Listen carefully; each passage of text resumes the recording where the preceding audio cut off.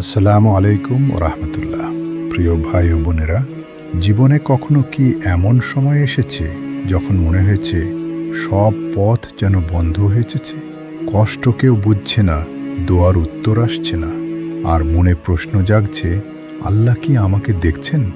মনে রাখবেন, মানুষের কাছে যা অসম্ভব, আল্লাহর কাছে তা খুবই সহজ। আর এই আশ্বাসের এক অসাধারণ শিক্ষা আমরা পাই পবিত্র কোরআনের সূরা মারিয়ামে। আপনাদের সবাইকে স্বাগতম আমাদের ইসলামিক চ্যানেল শেষ ঠিকানাতে। আজকের আলোচনার বিষয় সূরা মারিয়াম, শিক্ষা ও বার্তা।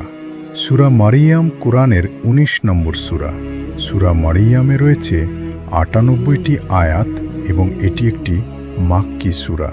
মারিয়াম আলাইহিস সালামের নামে নামকরণ হলেও এই সূরা শুধু তার ঘটনা নয়, বরং দোয়া, ধৈর্য, তাওহীদ, পরিবার, পরীক্ষা এবং আল্লাহর রহমতের এক গভীর শিক্ষা। সূরার শুরুতেই আমরা পাই হযরত জাকারিয়া আলাইহিস সালামের হৃদয়স্পর্শী দোয়া। তিনি ছিলেন বৃদ্ধ, শরীর দুর্বল হয়ে গিয়েছিল, চুল সাদা হয়ে গিয়েছিল। তবুও আল্লাহর রহমতের প্রতি তার আশা দুর্বল হয়নি। তিনি নিজের অসহায়ত্ব আল্লাহর কাছে তুলে ধরে একজন সন্তানের জন্য দোয়া করলেন। তার এই দোয়া আমাদের শেখায়, দোয়া মানে শুধু কিছু চাওয়া নয়, দোয়া হলো নিজের অসহায়ত্ব স্বীকার করে আল্লাহর অসীম ক্ষমতার উপর পূর্ণ বিশ্বাস রাখা। জাকারিয়া আলাইহিস সালামের চাওয়াটিও ছিল গভীর। তিনি এমন একজন উত্তরসূরি চেয়েছিলেন যে দিনের দায়িত্ব বহন করবে। অবশেষে আল্লাহ তাকে ইয়াহিয়া আলাইহিস সালামের সুসংবাদ দিলেন। মানুষের হিসাব অনুযায়ী যা অসম্ভব ছিল, আল্লাহর কাছে তা ছিল সহজ। এখানেই আমাদের জন্য সবচেয়ে বড় শিক্ষা। পরিস্থিতি যত কঠিনই হোক, আল্লাহর কাছে অসম্ভব বলে কিছু নেই। তাই দোয়ার উত্তর দেরি হলেও কখনো দোয়া ছেড়ে দেওয়া উচিত নয়। এরপর ইয়াহিয়া আলাইহিস সালামের চরিত্র আমাদের সামনে তুলে ধরা হয়। আল্লাহ তাকে অল্প বয়সেই জ্ঞান, পবিত্রতা, কোমল হৃদয় এবং মা বাবার প্রতি আনুগত্য দান করেছিলেন। এখান থেকে আমরা বুঝতে পারি, সন্তানের জন্য শুধু দুনিয়াবী সফলতা নয়, ঈমান, চরিত্র ও আল্লাহর আনুগত্যের জন্য দোয়া করা উচিত। কারণ সন্তান আমাদের কাছে শুধু আনন্দের কারণ নয়, এটি আল্লাহর দেওয়া একটি আমানত। এই দোয়া ও রহমতের ঘটনা শেষ হতে না হতেই সূরা আমাদের নিয়ে যায় আরেক মহিয়সী নারীর কঠিন পরীক্ষার দিকে, মারিয়াম আলাইহিস সালাম। তিনি ছিলেন পবিত্র ও আল্লাহর ইবাদতে নিবেদিত। এমন অবস্থায় ফেরেশতা এসে তাকে আল্লাহর পক্ষ থেকে এক পবিত্র সন্তানের সুসংবাদ দিলেন। মারিয়াম আলাইহিস সালাম বিস্মিত হয়ে জানতে চাইলেন, কোনো মানুষ তাকে স্পর্শ না করলেও কিভাবে তার সন্তান হবে? তাকে জানানো হলো, আল্লাহর জন্য এটি সহজ। কিন্তু ঈসা আলাইহিস সালামের জন্মের এই অলৌকিক ঘটনা মারিয়াম আলাইহিস সালামের জন্য ছিল কঠিন পরীক্ষা। তাকে একা সেই পরিস্থিতির মুখোমুখি হতে হয়েছিল যেখানে মানুষের ভুল বোঝাবুঝি ও কষ্টের আশঙ্কা ছিল। এমনকি একসময় তিনি প্রচণ্ড কষ্টে মৃত্যুর আকাঙ্ক্ষা প্রকাশ করেছিলেন। এখানেই আমরা একটি গুরুত্বপূর্ণ সত্য বুঝতে পারি, আল্লাহর প্রিয় বান্দারাও পরীক্ষা পান। কষ্ট আসা মানেই আল্লাহ অসন্তুষ্ট এমন নয়। অনেক সময় পরীক্ষার মধ্য দিয়েই বান্দার মর্যাদা বৃদ্ধি পায়। আর সেই পরীক্ষার মধ্যেই আল্লাহ তার জন্য সাহায্যের ব্যবস্থা করলেন। তাকে খেজুর গাছ নাড়াতে বলা হলো যাতে তাজা খেজুর তার কাছে পড়ে। আল্লাহ চাইলে কোনো চেষ্টা ছাড়াই খাবার পৌঁছে দিতে পারতেন, কিন্তু তিনি মারিয়াম আলাইহিস সালামকে চেষ্টা করতে বললেন। এখানেই তাওয়াক্কুলের প্রকৃত শিক্ষা। আল্লাহর উপর ভরসা করা মানে চেষ্টা ছেড়ে দেওয়া নয়, বরং নিজের দায়িত্ব অনুযায়ী চেষ্টা করে ফলাফল আল্লাহর হাতে ছেড়ে দেওয়া। এরপর মারিয়াম আলাইহিস সালাম তার সন্তানকে নিয়ে মানুষের কাছে ফিরে এলেন। মানুষ তাকে প্রশ্ন করল, অভিযোগ করল, কিন্তু আল্লাহ তাকে নীরব থাকতে নির্দেশ দিলেন।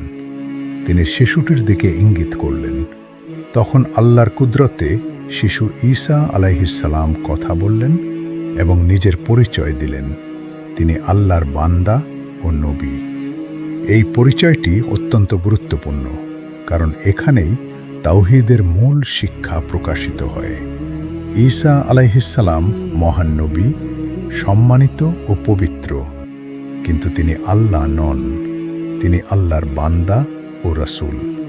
এই কারণেই সূরা মারিয়াম আল্লাহর জন্য সন্তান সাব্যস্ত করার বিশ্বাসকে কঠোরভাবে প্রত্যাখ্যান করে। আল্লাহ এক, অদ্বিতীয় এবং কারো মুখাপেক্ষী নন। আসমান ও জমিনের সবাই তার বান্দা। নবী, ফেরেশতা ও মানুষ সকলেই তার সৃষ্টি। তাই ইবাদতের একমাত্র যোগ্য আল্লাহ তাআলা। তাওহীদের এই শিক্ষা আমাদের নিয়ে যায় হযরত ইব্রাহিম আলাইহিসসালামের ঘটনার দিকে।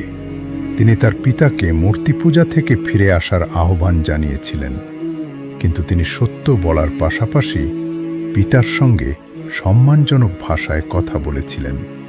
পিতা তার দাওয়াত প্রত্যাখ্যান করলেও ইব্রাহিম আলাইহিসসালাম নিজের চরিত্র হারাননি।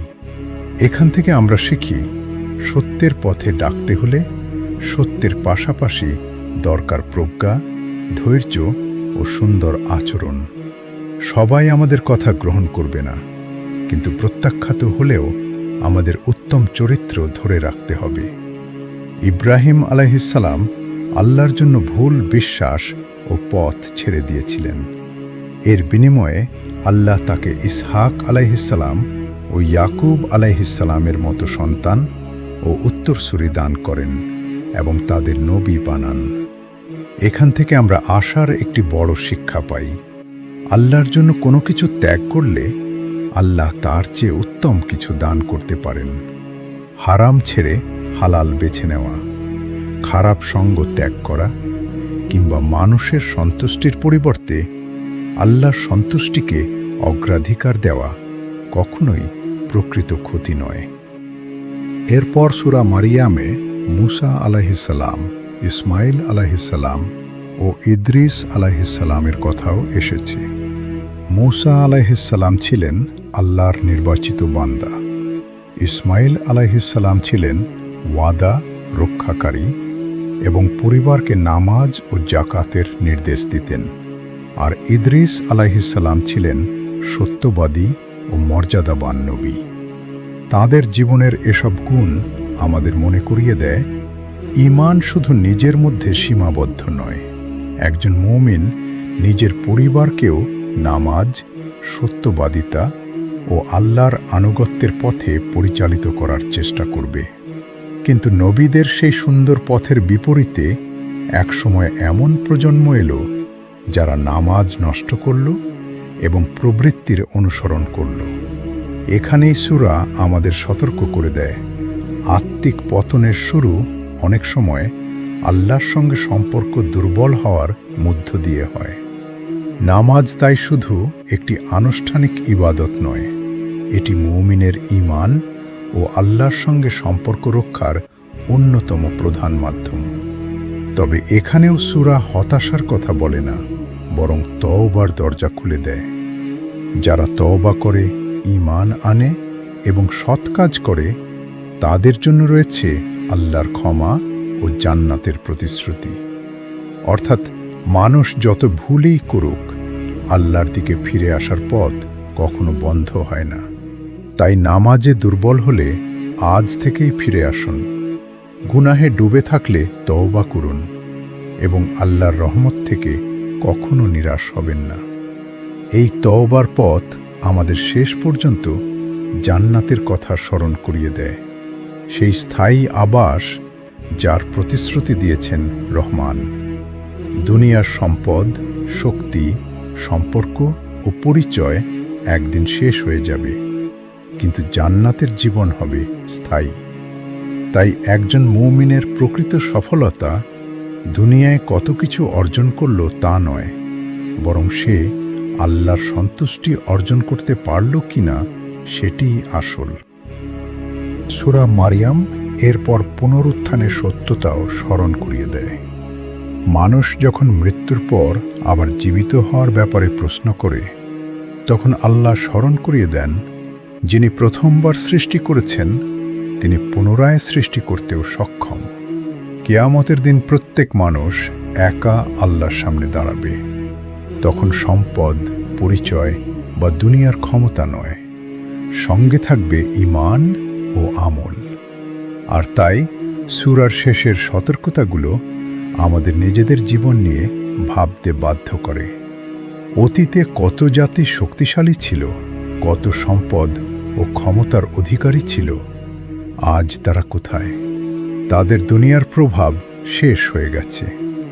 আমাদের জীবনও একদিন শেষ হবে। ব্যস্ততা থেমে যাবে, পরিকল্পনা থেমে যাবে, পৃথিবীর সঙ্গে সম্পর্ক শেষ হবে।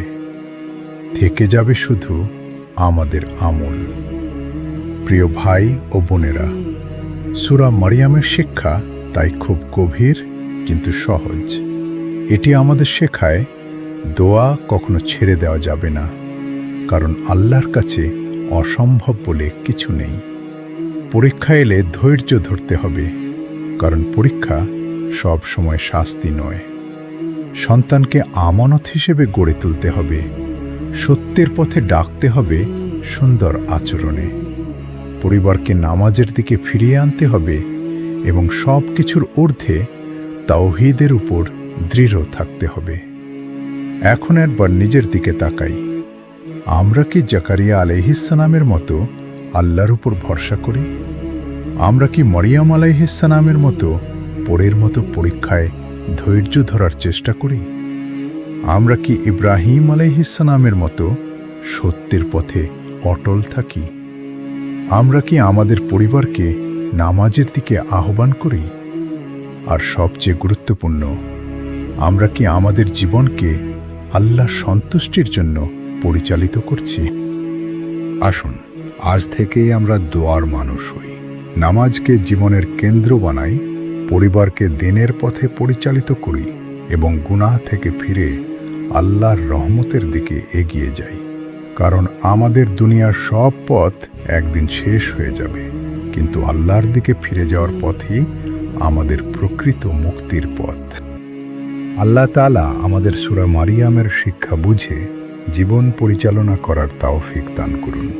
আমাদের ঈমানকে দৃঢ় করুন, সন্তানদের নেককার বানান, পরিবারে হেদায়েত ও শান্তি দান করুন এবং আমাদের শেষ ঠিকানা জান্নাতুল ফিরদাউস করুন। আমিন। আপনাদের যদি আজকের আলোচনা উপকারী মনে হয়, তাহলে আমাদের ইসলামিক চ্যানেল শেষ ঠিকানা সাবস্ক্রাইব করে আমাদের সঙ্গে থাকুন। ভিডিওটি শেয়ার করুন, যাতে সূরা মারিয়ামের এই গুরুত্বপূর্ণ শিক্ষা আরও মানুষের কাছে পৌঁছে যায়। আল্লাহ আমাদের সবাইকে হেদায়েতের উপর অটল রাখুন। আসসালামু আলাইকুম ওয়া রাহমাতুল্লাহ।